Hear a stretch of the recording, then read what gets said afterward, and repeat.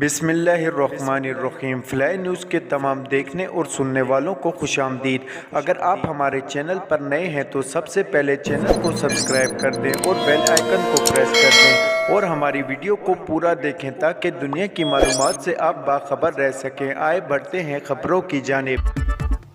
پاکستان تحریک انصاف کے مینار پاکستان جلسے کے موقع پر جلسہ گاہ جانے والے راستے بند کر دیے گئے۔ مینار پاکستان گراؤنڈ جانے والے راستوں کو کنٹینر لگا کر بند کیا گیا، جبکہ شہر کے داخلی اور خارجی راستوں پر بھی کنٹینر لگائے گئے۔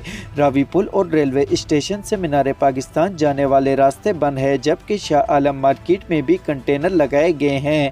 انچارج میٹرو بس کے مطابق جلسے کے باعث میٹرو بس کا روٹ مختص کیا گیا اور میٹرو بس گجومتا سے ایم پی اے کالی تک چلائی جا رہی ہے۔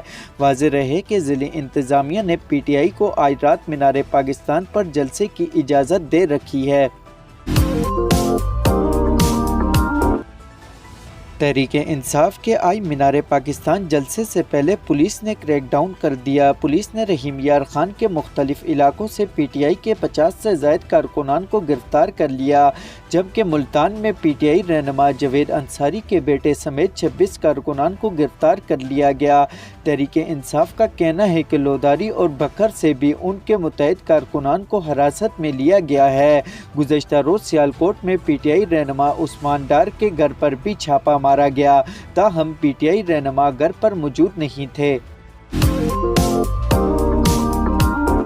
وفاقی وزیر برائے منصوبہ بندی احسن اقبال نے کہا کہ اب آبادی کو کنٹرول کرنے کے لیے سنجیدہ اقدامات کرنے ہوں گے۔ پاکستان ادارہ شماریات نے قومی اسمبلی کی قائم کمیٹی برائے منصوبہ بندی کو بریفنگ دیتے ہوئے بتایا کہ ملک میں جاری مردم شماری میں ہدف سے آگے ہے۔ اب تک 12 کروڑ 70 لاکھ افراد کی مردم شماری کی جا چکی۔ اس موقع پر وفاقی وزیر احسن اقبال کا کہنا تھا کہ مردم شماری پر 34 ارب روپے لگیں گے۔ اب آبادی کو کنٹرول کرنے کے لیے سنجیدہ اقدامات کرنے ہوں گے۔ پاکستان مسلم لیگ نون خیبر پختونخوا میں اختلافات شدت اختیار کر گئے، جہاں پارٹی رولز کی خلاف ورزی پر صوبائی سینئر نائب صدر عبدالسبحان خان کو عہدے سے ہٹا دیا گیا۔ مسلم لیگ نون کے صوبائی جنرل سیکرٹری مرتضیٰ جاوید عباسی نے پارٹی کے صوبائی سینئر نائب صدر عبدالسبحان خان کو شوکاز نوٹس بھی جاری کیا ہے، جس میں عبدالسبحان پر پارٹی ڈسپلن کی خلاف ورزی اور پارٹی کو دھڑوں تقسیم کرنے کا الزام ہے۔ شوکاز نوٹس میں کہا گیا ہے کہ 15 دنوں کے اندر شوکاز نوٹس کا تسلی بخش جواب نہ دیا گیا تو پارٹی کی بنیادی رکنیت بھی ختم کر دی جائے گی۔ بھارتی فوجی نے ناتجربہ کاری کی ایک اور مثال قائم کر دی۔ ریاست راجستھان میں غلطی سے میزائل فائر کر دیا۔ رپورٹ کے مطابق یہ واقعہ پوکھران میں فوجی فیلڈ فائرنگ پر پریکٹس کے دوران پیش آیا۔